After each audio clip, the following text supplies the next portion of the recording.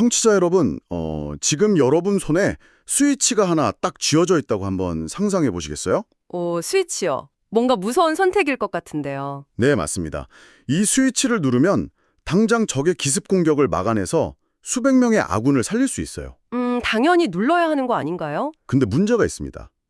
이걸 누르는 순간 적한테 우리가 당신들 암호를 뚫어버렸다는 사실을 완전히 들키게 되거든요. 그러면 결국 장기적인 전쟁 전체 판도에서는 질 수도 있겠네요. 그쵸.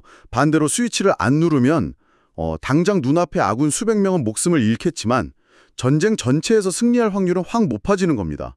여러분이라면 과연 이 스위치를 누르시겠습니까? 와, 이거 진짜 등골이 서늘해지는 딜레마네요. 그렇죠. 근데 사실 이게 단순한 사고 실험이 아니잖아요. 1940년대에 그 영국의 천재 수학자 앨런 튜링이 캄캄한 벙커 안에서 매일 밤새로 겪어야 했던 진짜 가혹한 현실이었죠. 네, 맞습니다. 오늘 저희가 이번 심층 탐구에서 파헤쳐볼 자료들이 바로 이런 이야기들입니다.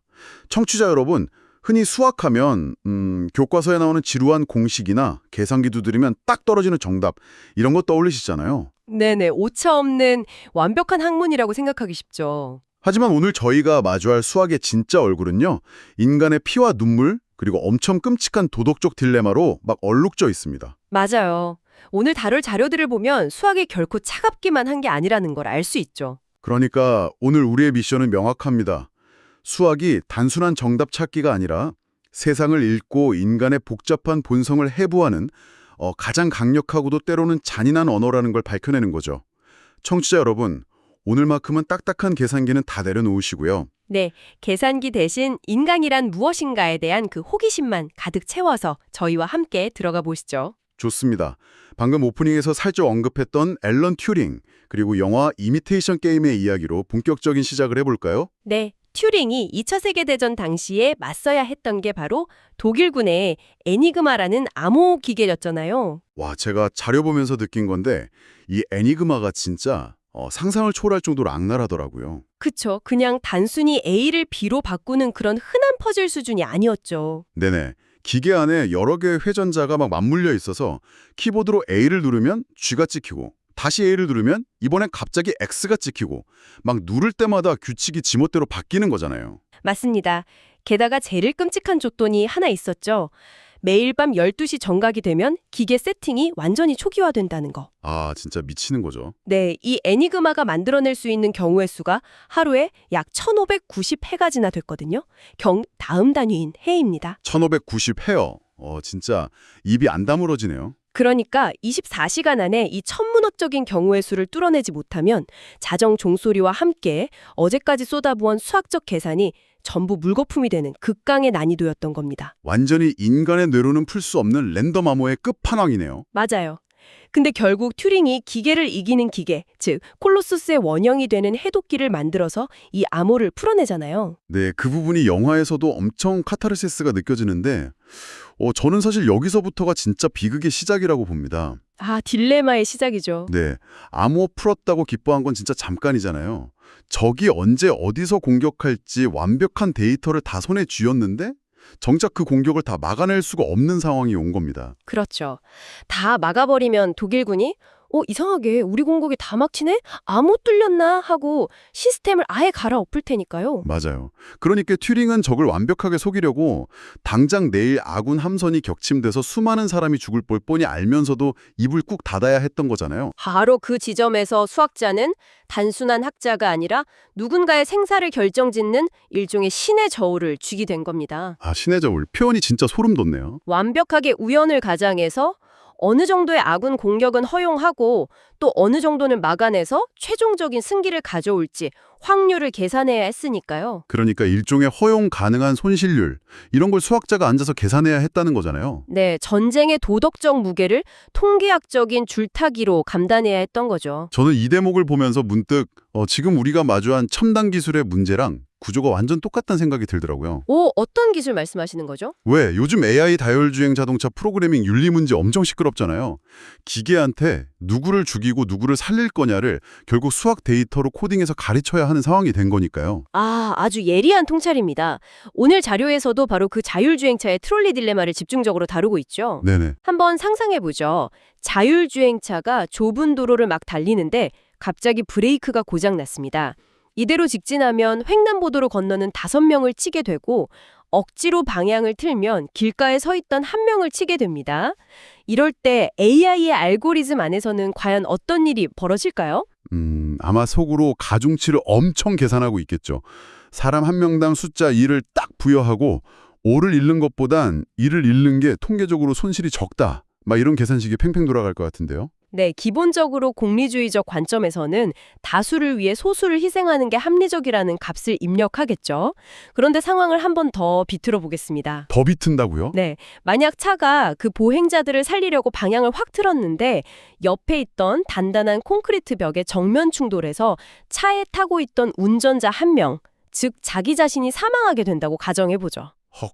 이럴 때 자율주행 알고리즘은 탑승자의 생명 보호라는 가중치하고 다수 보행자의 생명 보호라는 가중치 중에서 어떤 걸 더 무겁게 평가하도록 수치화되어야 할까요? 와, 그건 진짜 대답하기 너무 힘든데요. 이성적으로만 보면 당연히 5명을 살려야 한다고 하겠지만 청취자 여러분 한번 생각해 보세요. 만약 여러분이 내 돈 주고 그 비싼 차를 샀는데 차 기본 세팅이 다수를 위해 주인을 희생시킴 이렇게 되어 있다면 그 차 타시겠어요? 아무도 안 타겠죠. 그러니까요. 결국 이런 끔찍하고 복잡한 도덕적 선택의 순간들을 누군가는 그 코딩 한 줄, 수학 공식 하나로 결론지어서 입력해야 한다는 거잖아요. 맞습니다. 과거에 튜링이 전쟁터에서 피눈물 흘리며 계산했던 그 희생자의 숫자를 이제는 현대의 프로그래머나 수학자들이 알고리즘 데이터로 입력해야 하는 시대가 온 겁니다. 아, 수학이 그냥 숫자 세는 도구가 아니라 생명의 가치를 저울질하는 엄청난 시스템의 기초가 된 거네요. 마음이 참 무거워집니다. 네, 피할 수 없는 현실이죠. 자, 근데 여기서 저희가 짚고 넘어가야 할 아주 중요한 전제가 하나 있습니다. 어떤 전제죠? AI 코딩이든 전쟁 중인 수학자의 계산이든 결국 그 바탕에는 수학적 데이터는 완벽하니까 우리는 가장 합리적인 결정을 내릴 것이다 라는 믿음이 딱 깔려 있잖아요. 그렇죠. 고전 수학이나 경제학은 애초에 인간을 완벽하게 합리적인 존재로 가정을 하니까요. 인간은 언제나 자신한테 제일 이득이 되는 선택만 할 거라는 전제입니다. 바로 그겁니다. 근데 여러분, 우리 솔직해져 볼까요? 우리가 진짜 그렇게 합리적인가요? 글쎄요, 아니라는 쪽에 표를 던지겠습니다. 그쵸. 당장 저만 해도 다이어트 빡세게 한다고 굳게 결심해놓고 밤 12시만 되면 어느새 치킨앱 켜서 주문하고 있거든요. 이게 인간입니다. 하하, 맞아요. 감정의 지배를 받죠. 만약 그 완벽한 수학적 데이터라는 걸 결국 만들어내고 행동하는 인간 자체가 전혀 합리적이지 않은 감정 덩어리라면 어떻게 될까요? 자료에 등장하는 영화 뷰티풀 마인드의 주인공 존 내시의 이야기를 보면 이 완벽한 수학이 인간의 비합리성이라는 거대한 벽에 부딪히는 엄청 흥미로운 장면이 나오더라고요. 네, 거기서부터 이제 수학이 게임 이론이라는 걸 들고 인간의 일상과 심리 속으로 훅 파고들게 되죠. 존 내시의 내시 균형 이야기입니다. 저 이거 자료 보면서 좀 짜릿했어요. 우리 학창시절 경제학 시간에 진리처럼 배웠던 아담 스미스의 유명한 논리 있잖아요. 보이지 않는 손? 말씀이시죠? 네네. 각자 자기 이익만을 위해서 막 이기적으로 행동하면 보이지 않는 손이 작동해서 결국 사회 전체의 부가 커진다. 근데 존 내시가 이걸 수학적으로 완전히 깨부셨더라고요. 도대체 내시 균형이 어떻게 작동하길래 그 경제학의 근간을 뒤흔든 건가요? 아주 쉽게 설명해드리자면 내시 균형의 핵심은 아담 스미스 말처럼 나 혼자만의 이익만 생각해서는 절대 최적의 결과가 나오지 않는다는 겁니다. 나 혼자 잘 살겠다고 행동하면 안 된다는 거군요. 네, 세상은 혼자 사는 게 아니라 다른 사람들과 끊임없이 상호작용하는 하나의 커다란 게임판이니까요. 아, 게임판. 상대방이 어떤 전략을 취할지 예측하고 그에 맞춰서 나의 최선의 전략을 선택할 때 비로소 누구도 자신의 선택을 바꿀 필요가 없는 안정된 상태, 즉 균형에 도달한다는 걸 수학적으로 증명한 겁니다. 아, 청취자 여러분도 대학 다닐 때 조별과제 같은 거 해보셨으면 딱 감이 오실 거예요. 나 혼자 편하겠다고 쏙 빠지고 이기적으로 행동하면 결국 프로젝트 전체가 망해서 내 학점까지 깎이잖아요. 아주 완벽한 비유입니다. 서로 눈치 보면서 제가 얼마나 참여할지 예측하고 내 역할을 조율하는 그 흔한 일상적인 눈치 게임을 존 내시가 정밀한 수학 공식으로 딱 정리해낸 거죠. 그러니까 각자 자기 배만 열심히 저으면 배가 산으로 가버리니까 옆 사람이 노를 어떻게 젓는지 계속 계산하면서 내 방식을 맞춰가야 한다는 거네요. 정확합니다. 근데요, 이론은 진짜 너무 완벽하고 멋진데 현실에서 이게 진짜 그렇게 기계처럼 작동하냐는 의문이 들더라고요. 아까도 말했지만 인간한테는 감정이라는 엄청난 변수가 있거든요. 맞아요. 게임 이론의 가장 큰 맹점이자 흥미로운 부분이죠. 오늘 자료에 등장하는 그 서바이벌 예능 프로그램 더 커뮤니티 사례 보셨죠? 그거 보면 진짜 기가 막히지 않습니까? 인간 본성이 밑바닥까지 드러나잖아요. 네, 이성적인 판단이 완전히 붕괴되는 아주 좋은 예시입니다. 그 프로그램 결승전 상황을 보면요. 두 참가자가 상금을 두고 마지막 결정을 딱 내려야 합니다. 한 사람은 게임을 엄청 잘해서 이미 600만 원을 모았고 다른 한 사람은 8만 원밖에 못 모은 상태예요. 차이가 엄청나네요. 룰은 아주 간단합니다. 둘 다 상금 분배를 딱 선택하면 총액 608만 원을 반반씩, 즉 304만 원씩 사이좋게 나눠 갖는 거고요. 만약 한 명은 분배, 다른 한 명은 독점을 누르면 독점을 누른 사람이 돈을 싹 다 가져갑니다. 둘 다 독점을 누르면요. 둘 다 한 푼도 못 받고 빈손으로 집에 가는 거죠. 자, 여기서 수학적으로 한번 계산해 볼까요? 8만 원 가진 사람 입장에서는 무조건 분배를 눌러서 304만 원 챙기는 게 그 어떤 경우의 수를 대입해봐도 압도적으로 이득이잖아요. 당연하죠. 계산기 두드릴 필요도 없는 절대적인 정답입니다. 8만 원이 304만 원으로 껑충 찌는 건데요. 그런데 현실은 어땠을까요? 그 8만 원 가진 참가자가 단 1초의 주저함도 없이 독점을 꽉 눌러버립니다. 둘 다 빈손으로 가는 길을 택한 거네요. 네, 이유가 뭔지 아세요? 그냥 서바이벌 진행하는 내내 저 600만 원 가진 참가자가 자기랑 성향도 안 맞고 내 신경을 계속 긁었다는 게 이유였어요. 내가 304만 원 포기하고 땡전 한 푼 없이 집에 가는 한이 있어도 네가 600만 원 챙겨서 실실 웃는 꼴은 내 두 눈 뜨고 절대 못 본다. 이러면서 그냥 같이 망하는 폭탄 버튼을 눌러버린 겁니다. 와, 정말 극도로 감정적이고 맹목적인 선택이네요. 그러니까요. 인간의 그 얄팍한 호불호, 질투심, 복수심 앞에서는 그 대단하다는 내시 균형의 계산식도 완전히 속수무책으로 박살나는 거 아닌가요? 하지만 방금 말씀하신 바로 그 혼란스러운 상황이 게임 이론이 단순한 숫자 노름을 넘어서 심리학과 생물학 영역까지 뻗어나가는 진짜 이유입니다. 그래요? 박살난 게 아니고요? 네, 고전 수학 같았으면 그 8만 원 가진 사람의 행동을 그냥 에러, 그러니까 비합리적인 일탈로 치부하고 버렸을 겁니다. 하지만 현대 게임 이론은 다릅니다. 인간의 그 끈적끈적한 감정들, 질투, 분노, 맹목적인 복수심 같은 심리적 요인들조차 방정식 안으로 끌어들여서 하나의 가중치나 변수로 대입하려는 시도를 하거든요. 헐, 상대방이 나를 미워해서 다 망칠 수도 있다는 그 사실 자체를 데이터로 입력한다는 말씀이세요? 맞습니다. 감정마저 계산의 재료로 써서 다음 균형점을 찾아내는 거죠. 인간의 밑바닥 감정마저 수치화한다니 약간 징그럽게까지 느껴지는데요. 하지만 그 완벽한 논리로 이 카오스 같은 인간 세상을 억지로 설명하려다 보니까 천재 수학자들의 뇌에 엄청난 과부하가 걸리기도 했습니다. 존 넷이 본인도 정신적으로 엄청 힘들었잖아요. 네, 극도의 편집증과 조현병에 시달렸죠.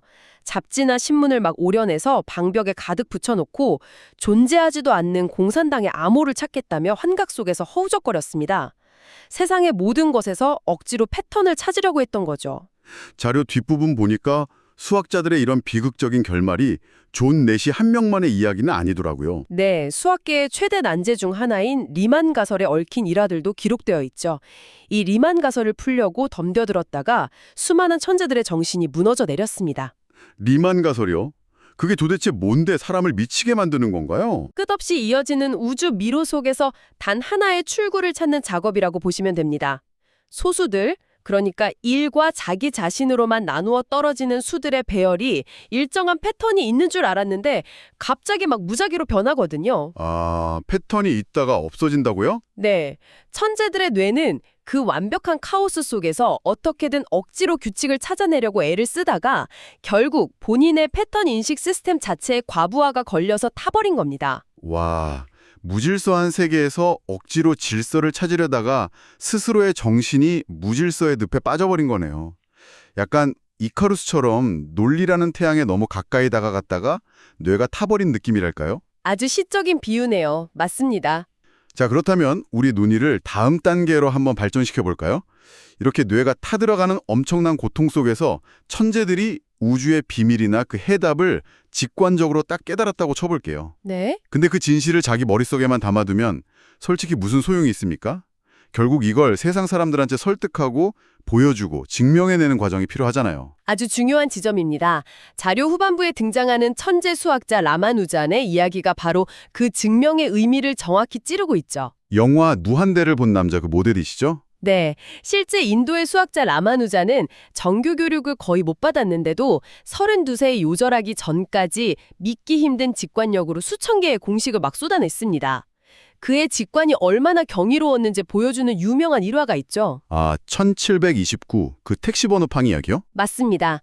라마누잔이 아파서 병상에 누워있을 때 영국의 수학자 하디가 병문안을 와서 막 투덜거렸대요. 아, 내가 방금 타고 온 택시 번호가 1729였는데 소인수 분해를 해봐도 별 특징이 없는 진짜 평범하고 재미없는 숫자더군. 보통 사람 눈엔 그냥 흔한 네 자리 숫자죠. 근데 라마누잔이 단 1초의 망설임도 없이 바로 대답을 합니다. 아닙니다, 교수님. 1729는 아주 흥미로운 수입니다. 1의 세제곱과 12의 세제곱을 더한 값이고 동시에 9의 세제곱과 10의 세제곱을 더한 값이기도 하죠. 두 개의 세제곱수의 합으로 나타낼 수 있는 방법이 두 가지인 수 중에 가장 작은 수입니다. 와, 미친 거 아니에요? 그냥 길거리에 굴러다니는 평범한 택시 번호판을 보고 그 복잡한 세제곱 구조를 0.1초 만에 파악했다는 거잖아요. 네, 머릿속에 수만 개의 숫자들이 살아 숨쉬는 하나의 우주가 있었던 거죠. 대박이네요, 진짜. 하지만 서구 유럽의 수학계, 특히 그 콧대 높은 케임브리지 대학은 이런 라마누잔의 직관을 철저히 무시했습니다. 왜요? 답이 맞는데? 라마누잔은 우리 마을의 여신이 꿈속에 나타나서 혀끝에 공식을 적어주고 갔다고 말했거든요. 학계에서는 그런 신비주의는 집어치우고 영국의 논리적인 기준에 맞춰서 1단계부터 10단계까지 그 공식을 풀이하는 과정을 한 줄 한 줄 증명해내라고 요구한 겁니다. 청취자 여러분, 저는 이 대목에서 솔직히 약간 반항심이 훅 생기더라고요. 어떤 반항심이요? 아니, 라마누잔 머릿속에서는 그냥 직관적으로 그게 정답이라는 게 너무 완벽하게 보이잖아요. 근데 굳이 왜 그 영국 학계의 낡은 방식대로 칠판에 구구절절 풀었어야만 훌륭한 학자로 인정을 받는 건가요? 칠에 박힌 요구처럼 보일 수 있죠. 이거 약간 초등학교 때 수학 문제 풀면 답은 맞았는데 풀이 과정 안 썼다고 선생님한테 혼나는 애들의 그 억울함이랑 완전 똑같지 않습니까? 나 답 아는데 왜 굳이 과정을 쓰라는 거야? 약간 이런 거요. 지적입니다. 근데 오늘 자료에 그 질문에 대한 답이 아주 명확하게 나와 있습니다. 과연 수학에서 증명이란 무엇인가? 증명은 답을 내는 과정 아닌가요? 아닙니다. 수학에서 증명은 단순히 답을 내는 기계적인 노동이 아니라 본질적으로 타인과의 소통, 일종의 번역 작업이라는 겁니다. 번역이요? 영어를 한국어로 바꾸는 그런 번역 말씀이세요? 비슷합니다. 천재의 머릿속에 번뜩이는 그 진리는 평범한 타인에게는 그냥 외계어나 다름없거든요. 아, 외계요? 그 외계어를 보통 사람의 머릿속으로 안전하게 옮겨 심어주려면 누구나 동의할 수 있는 공통의 언어, 즉 논리적인 단계라는 다리가 반드시 필요합니다. 그 다리를 놓는 작업이 바로 증명인 거고요. 아, 그러니까 증명이라는 건 나 혼자 답을 알고 끝내는 게 아니라 타인을 이해시키고 설득하는 철저하게 사회적인 행위였군요. 네, 맞습니다. 증명이 그런 사회적 소통이라면 자연스럽게 이런 결론으로 이어지네요. 누군가를 설득하려면 애초에 상대방이 내 말을 들을 준비가 되어 있어야 한다는 거예요. 아주 정확합니다. 만약 당시 영국 학계가 저 사람은 인도인이라는 이유만으로 끝까지 라마누잔을 배척하고 귀를 막았다면 아무리 훌륭한 증명서를 내밀어도 전혀 소용이 없었겠네요. 바로 그겁니다. 자료에서도 강력하게 주장하는 바가 그거예요. 증명이라는 건 결국 나를 믿어주는 마음, 그리고 서로 다름을 기꺼이 경청하는 교실과 사회의 문화가 전제되어야만 비로소 의미가 있다는 거죠. 와, 아무리 지능이 천재적으로 높아도 타인과 소통하려는 태도, 우리가 흔히 말하는 그 인성이 뒷받침되지 않으면 그 천재성은 사회적인 진리로 절대 인정받을 수 없다는 뜻입니다. 와, 진짜 낭만적이네요. 세상에서 가장 차갑고 이성적일 것 같은 수학조차도 결국은 인간 사이의 신뢰와 문화 위에서만 꽃피울 수 있다는 통찰이잖아요. 네, 가장 인간적인 학문인 셈이죠. 자, 이렇게 증명이 타인에게 진실을 설득하는 착한 과정이라면 반대로 누군가가 막 악의적으로 흩어놓은 거짓과 파편들 속에서 진실의 패턴을 딱 추출해내는 수학도 있지 않겠습니까? 범죄를 파헤치는 수학 말씀이시군요. 네. 자료 마지막을 장식하는 범죄 스릴러 영화 속 수학 이야기로 바로 넘어가 보죠. 이 영화 셜록 홈즈 그림자 게임이나 용의자 X의 헌신 같은 작품들이 대표적인 예시죠. 네, 여러분. 셜록 홈즈가 사건 수사하는 명장면 한번 딱 떠올려 보세요. 셜록이 자기 방 벽면에다가 피해자 사진, 범죄 현장, 흙먼지, 영수증, 마차 바퀴 자국 같은 온갖 파편화된 메모들을 덕지덕지 붙여놓잖아요. 네, 그리고 그 사이를 붉은 실로 막 연결하죠. 맞아요. 얼핏 보면 그냥 의미 없는 콜라주 장난 같은데 셜록이 그 실을 쫙 연결할 때마다 뭔가 거대한 알고리즘이 완성되는 느낌이 들거든요. 사실 그게 현대 수학의 핵심 중 하나인 그래프 이론을 완벽하게 시각화해서 보여주는 겁니다. 그래프 이론이요? 네, 그래프 이론은 본질적으로 여러 개의 노드, 즉 점들과 그 점들을 연결하는 엣지, 즉 선의 관계를 수치화하는 수학이거든요. 방금 말씀하신 현장의 흙먼지 메모가 노드 A가 되고 런던 특정 지역의 진흙 성분 데이터가 노드 B가 되는 식입니다. 아, 그 점들을 연결하는 게 붉은 실이고요. 맞습니다. 이 두 노드가 범죄와 연관되어 있을 확률적인 가중치를 계상해서 쫙 선을 긋는 행위 자체가 엣지를 만드는 거죠.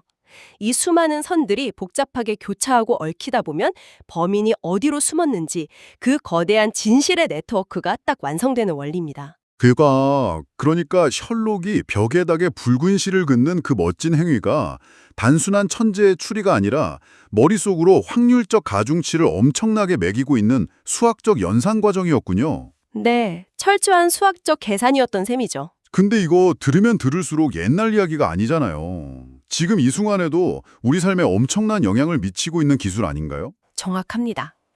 청취자 여러분, 오늘 아침에 유튜브에서 무심코 클릭하신 영상 하나 있으시죠? 네, 저도 하나 봤죠. 온라인 쇼핑몰에서 구경만 하다가 그냥 창 닫아버린 물건 하나, 이런 모든 행동의 파편들이 거대한 데이터의 바다에 둥둥 떠다니는 하나의 노드, 즉 점들입니다.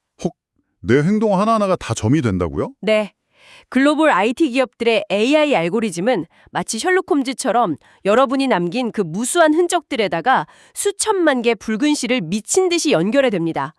그렇게 알고리즘이 여러분의 취향을 파악하고 심지어 내일 여러분이 뭘 사고 싶어 할지 나 자신보다 더 정확하게 예측해내는 거죠. 진짜 무섭도록 정확하네요. 결국 셜록의 그 그래프 이론이 21세기 AI 데이터베이스의 핵심 뼈대인 거군요. 네, 우리 삶을 지배하고 있다고 해도 과언이 아니죠. 이 관점에서 보니까 영화 용의자 X의 헌신에서 천재 수학자 이시가미가 던진 엄청 유명한 대사 있잖아요. 스스로 어려운 문제를 만드는 것과 다른 사람이 만든 문제를 푸는 것 중 어느 쪽이 더 어려운가? 이 말도 새롭게 다가옵니다. 오, 어떻게 해석되시나요? 결국 셜록의 그 붉은 실을 끊어버리기 위해서 노드를 교묘하게 위장하고 숨기는 자가 문제를 만드는 거고, 반대로 그 어지러운 확률의 미궁 속에서 어떻게든 엣지를 딱 연결해서 진실을 꿰뚫어 보려는 자가 문제를 푸는 자잖아요. 이 둘의 치열한 수학적 대결을 의미하는 거였군요. 선에서 무너뜨리는 행위. 이 두 가지가 가장 본질적인 지적 유희이자 팽팽한 수학적 투쟁인 셈입니다. 세상에, 청취자 여러분, 오늘 저희가 진짜 깊은 곳까지 쉼없이 탐험한 것 같습니다. 처음에 그냥 수학은 계산이다라는 편견에서 가볍게 출발했는데 도착해서 본 풍경은 완전히 다르네요. 네, 여러 가지 생각할 거리들을 많이 던져주죠. 앨런 튜링이 짊어져야 했던 전쟁터 생명들의 잔혹한 확률 계산부터 자율주행 AI의 윤리 문제, 또 상금을 막 찢어발기게 만드는 인간의 질투심마저 변수로 통제하려 했던 존 내시의 게임 이론도 봤고요. 그리고 라마누잔의 따뜻한 소통으로서의 증명, 셜록의 치열한 그래프 이론까지 정말 숨가쁘게 달려왔네요. 맞습니다. 우리가 확인한 이 모든 자료들을 관통하는 결론은 딱 하나인 것 같아요.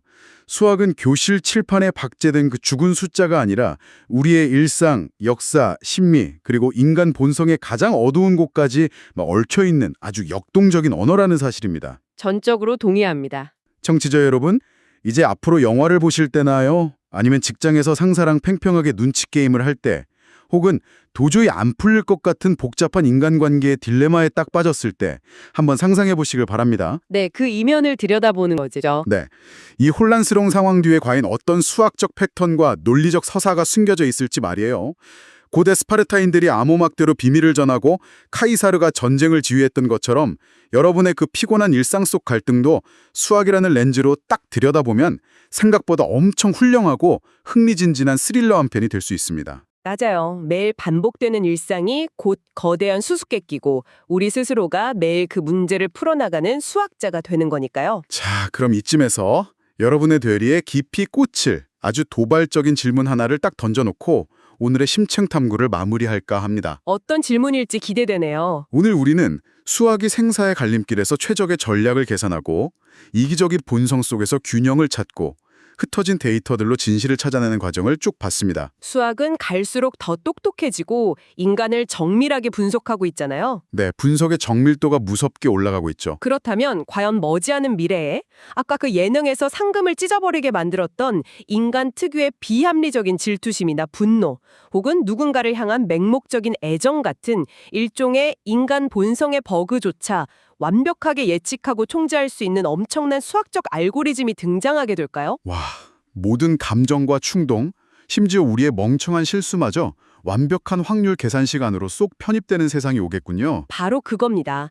만약 우리의 그 비합리성조차 AI의 그래프 이론 안에서 완벽하게 예측되는 날이 온다고 치면 과연 그 촘촘한 확률의 그물망 속에서 여러분이 내일 아침 내리는 선택이 진정으로 나만의 자유의지라고 확신할 수 있을까요? 자유의지인지 아니면 계산된 결과값인지 알 수 없어지겠네요. 아니면 그저 거대한 수학적 톱니바퀴가 내놓은 이미 정해져 있던 데이터에 불과한 걸까요? 청취자 여러분, 오늘 밤 스스로 자신만의 수학적 직관을 발휘해서 이 서늘한 질문에 대한 해답을 한번 증명해 보시기 바랍니다. 지금까지 여러분의 지적 갈증을 꽉 채워드린 더 딥다이브였습니다.